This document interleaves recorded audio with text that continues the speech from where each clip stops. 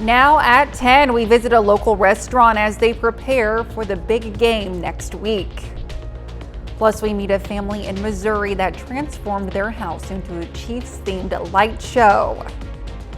And the Miners Hall Museum shares past and present wedding traditions during its I Do presentation. The 4 states' most watched news starts now. Community members joined together to remember a Commerce, Oklahoma man 4 years after he was murdered. This is KOAM News at 10. I'm Elise Snowy. Today's remembrance is known as Dusty Miller Day. There was a candlelight vigil, and those in attendance are hoping to keep Dusty's memory and spirit alive. Dusty's murder remains unsolved, and the community is still seeking answers.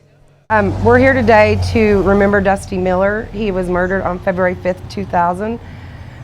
As of today, 4 years later, justice has not been served.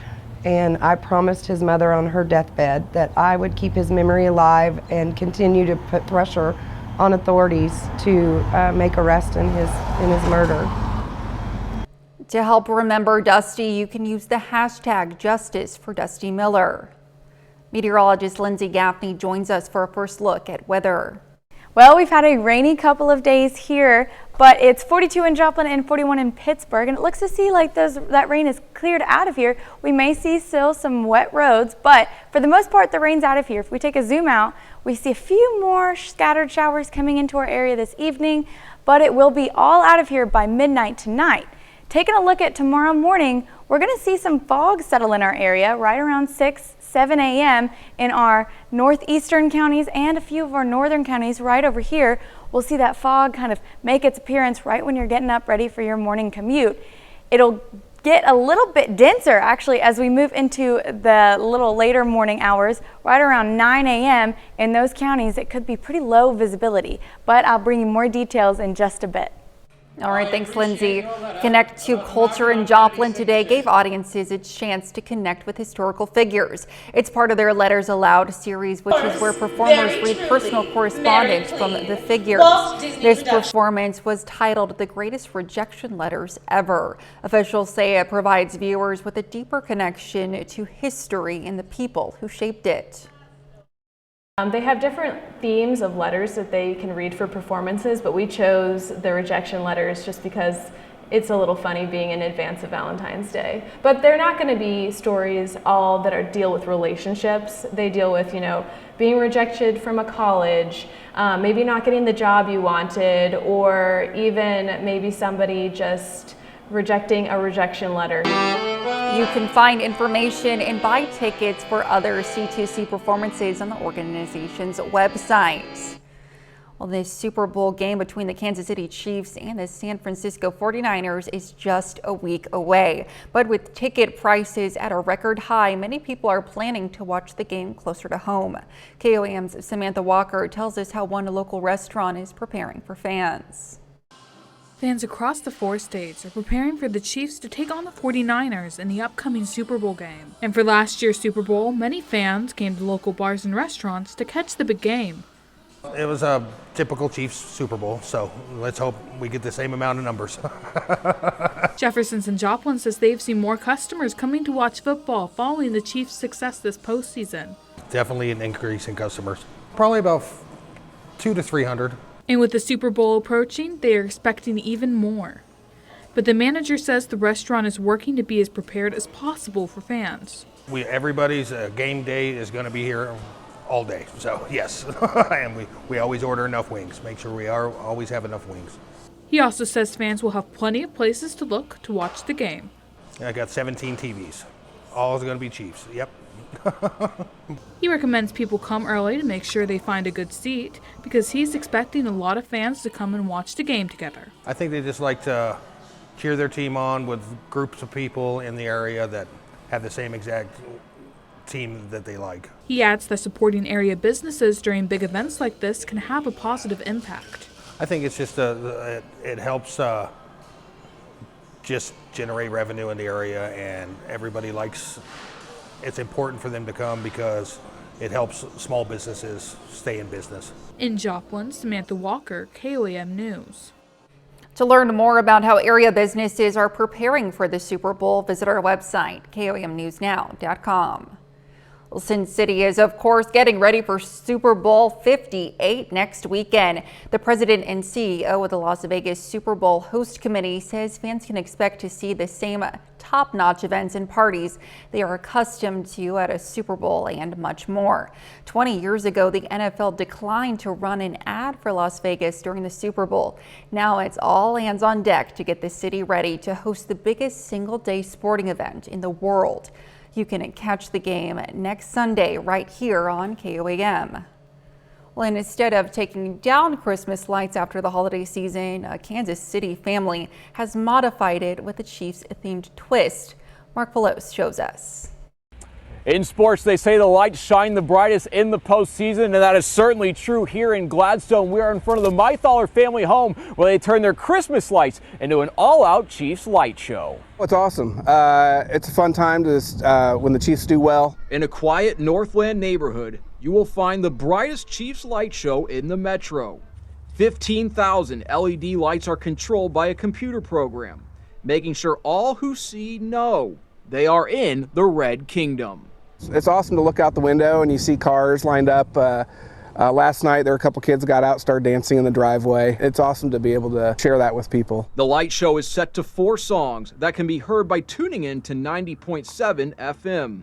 The song choices remind you of an Arrowhead tailgate, featuring Red Kingdom by Tech 9, Run It Back by Blaine Howard, Champion by Carrie Underwood, and of course the Tomahawk Chop. Oh my God, this is awesome. Anybody that can should come by and see this. The lights are in sync with the songs and the songs go with the lights and it's all great. The Mythaler family has turned their Christmas lights into a Chiefs light show every year since 2020.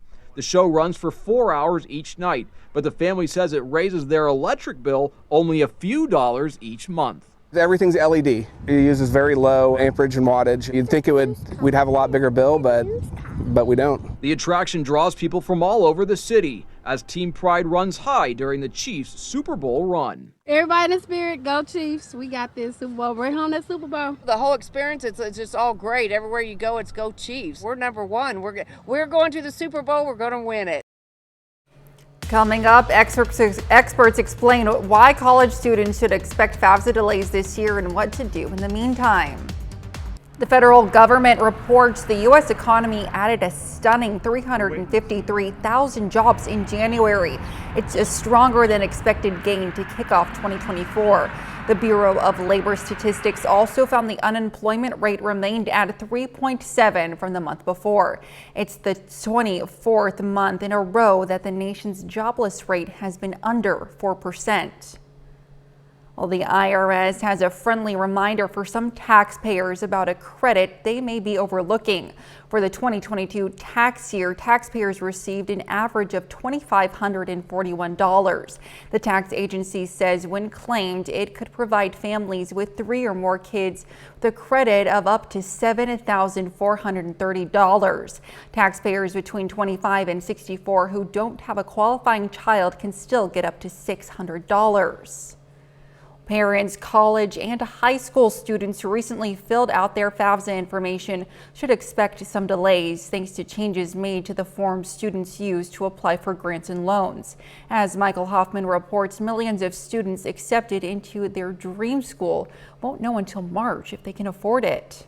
It's kind of delayed the whole process in deciding exactly where they're going to go, committing to one college. Hope Nix is a senior at Bolivar High School. She says she's paying her own way through college, already having been admitted to UMKC, but doesn't know how much it'll cost her. Because I already know where I'm going to go to college, it's very stressful for me not knowing exactly how much money I'm able to bring, and I'm not able to really prepare, for how much money I'm going to have to take out in loans and also how much money I have to bring to the table from grants and scholarships and all of that. In the past, schools would have gotten financial aid information in the fall or winter. Now it won't be available until March. The financial aid team at Evangel University will be flexible with usually rigid deadlines. We want to give families as much time as they need to make an informed decision, and that's the most important thing. So if that means being flexible with a family to push back that deadline, we absolutely will. OTC's Director of Financial Aid says the system will be better once all the bugs are worked out. It can be a little frustrating. We're seeing some growing pains with it, but we're going to get through it, and we have the full confidence we're going to help students go to college and tell parents and students what they need to know. But for students like Hope, she says the changes couldn't come any sooner. I hope that they better prepare themselves and can somehow change this for the better for those future students, that are going to be graduating. That way they can be better prepared for college and know exactly, for students especially that are financially covering college themselves. Enrollment officials say your best way to stay on top is to do your homework. Understand the form and make sure you don't make any mistakes, as it can cause more delays to fix errors. Utilize those FAFSA nights at your school and fill out your forms as soon as possible so you can be in the first batch of applications that hit the schools in mid-March. College-bound students taking their SATs will no longer have to sharpen their pencils and flip open booklets. Starting next month, the College Board's exam is going digital, and that's not the only thing that's different about the test. The testing time has been cut down from 3 hours to 2, and students can choose between a tablet and a laptop. Also, the College Board says the new version is adaptive. Questions will change depending on how the student performs as the test progresses. A little later, we hear from the Kansas City Chiefs as they prepare for the Super Bowl next weekend. We've had a few rainy days here, and if you're taking a look at our downtown Joplin Camera Cornell complex, we see it's still pretty wet out there, but most of the rain has cleared out of our area. We will see a few more scattered showers across our area this evening, mostly making its way just straight on out of here, and then it'll clear out by midnight tonight. If we take a zoom out, we're not seeing much else on the radar coming in over from the east, so we'll have a bit of a break.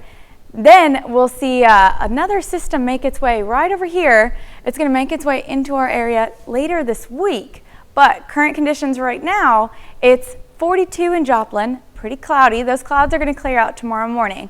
And visibility's all right now, but we will see some fog coming in the morning. Now, temperatures across the area sitting in the mid-40s, and it's a little chillier than what we've had, but it'll warm up in the next few days. And starting tomorrow, it's going to warm up by mid-40s again by noon. Clouds clear out of here a little in the afternoon hours, and then we'll have a nice couple of days, Monday and Tuesday. That fog does roll in the morning time around 6 or 7 a.m. and then it'll get a little bit denser as we move into the later morning hours around 9 a.m. in our northeastern counties and some of our northern counties over here. It could affect morning traffic, so watch out for that, but it'll clear out pretty quickly. Then I wanted to take a look. We're tracking our next system, so this is our ridge forming over our area Monday and Tuesday. So we're going to have calmer winds, a little clear skies, warmer temperatures, but if we move to Tuesday evening, we're going to start to see these clouds roll in from the southwest. Those winds are pushing them up pretty fast, and they'll roll in Tuesday evening, give us a cloudy day on Wednesday, and then moving into Thursday morning, we're going to start to see some showers right here, and then these showers are going to move in along with some pretty fast winds. So Thursday we'll have our next little rain event, and it won't be much, but you can expect to see some rain. Starting Monday, clouds will clear out of here, and then we'll get some sunnier skies along with those temperatures warming up. 64 by Thursday, then a little bit of rain, and as we move into the weekend, it'll be clear again, 63 on Friday, but temperatures drop a bit. As we move into the end of next weekend, we're going to see showers again on Sunday, and those are going to be pretty heavier than what we saw on Thursday, and then temperatures are going to drop as we move into later in the next week. Monday, temperatures get down to 46. It'll be clear, but it'll be pretty chilly. Tuesday, 47, Wednesday, 54, and the overnight lows getting back down to the low 30s and dropping below freezing again. So we may need to watch out for cooler temperatures again next weekend. All right, thanks, Lindsay. Well, for the 4th year in a row, Wonders of Wildlife is helping to rehabilitate cold-stunned sea turtles. 16 of the aquatic reptiles arrived in Springfield early last month. They needed help after temperatures on the East Coast fell quickly, causing the turtles to become lethargic, lose their appetites, and have trouble swimming. WOW's Director of Animal Care says they're rehabbing 3 species this year, including Kemp's Ridley sea turtles. The Joplin Native American Flute Circle today had its monthly meeting. Joplin Native American Flute Circle is a gathering of indigenous-style flute enthusiasts who appreciate and play native flutes. The circle invites musicians of all skill levels and ages out to play in their festivities. It gives us an ability to express ourselves because it's not really an instrument that has a chromatic scale and you go out and buy sheet music for. And so it's more an expression of self and very much, or you could say spirit through self. The event was held from 4 to 6 p.m. Brock brings us sports highlights coming up.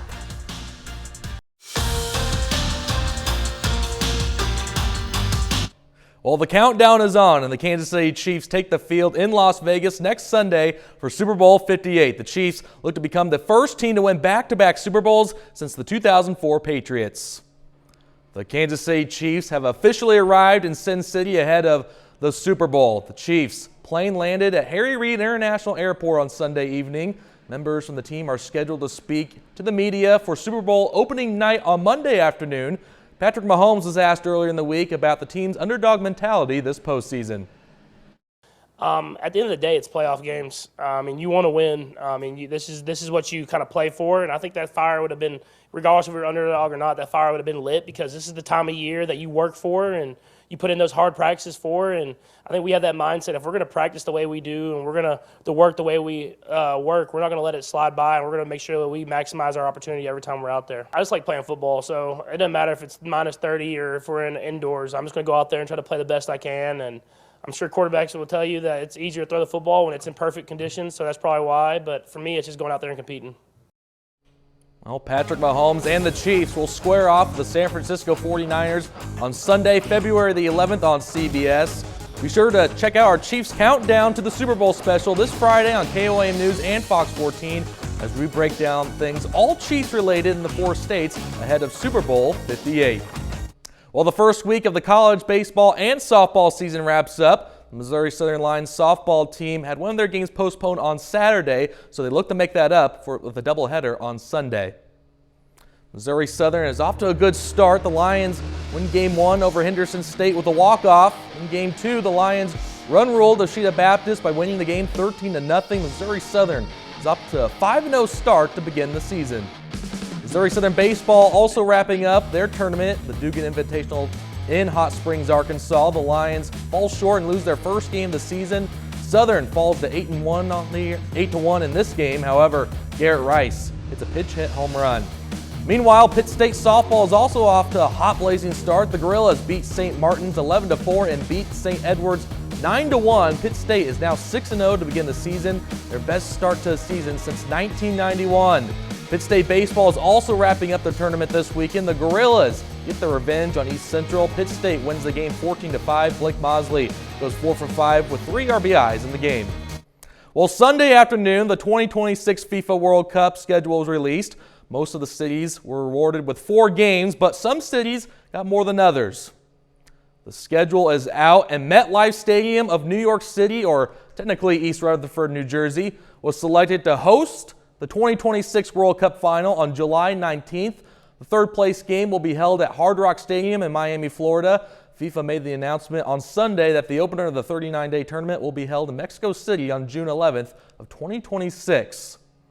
So meanwhile, Kansas City, on the other hand, they were selected to host 6 World Cup games in 2026. Arrowhead Stadium will host 6 games. 4 of those 6 games will be in the group stage games. One round of 32 game and 1 round of a quarterfinal game. So mark those calendars. The first game is scheduled to be at Arrowhead June 16th of 2026. So it should be interesting. The World Cup coming to Kansas City, and also another thing that's interesting is that it's not that far away. Only June, 2 more summers away, the World Cup will be in Kansas City. That'll be exciting. It'll be great to just have tourists there and attractions of all kinds in Kansas City. It'll be great to watch. Lots of great soccer stars indeed, so it should be exciting to watch. Absolutely. All right. Thanks, Brock. We'll be right back after this. When you hear wedding bells, there's always something old, new, borrowed, and blue, and often that old can be a tradition of the past. Today, the Miners Hall Museum hosted an Entertainment and Traditions Over the Years presentation in conjunction with their quarterly Wedding I Do exhibit. Guests were invited to learn about wedding traditions throughout the decades and see how they've progressed throughout the years. So we'll be talking about chivalries. So that's something from the past, especially in the area. And I don't know if you know what a chivalry is, but it's kind of good intended pranks that people would play on newlyweds once they were married.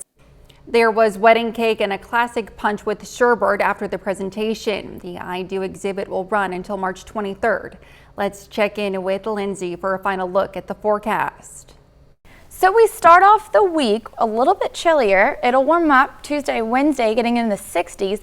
Thursday up to 64 with some scattered showers across the area. Won't be much, but moving into next weekend, temperatures are going to drop again with another little rain shower on Sunday, cooling temperatures off again. That's our time for now. Thanks for joining us. And from all of us in the studio, have a great night.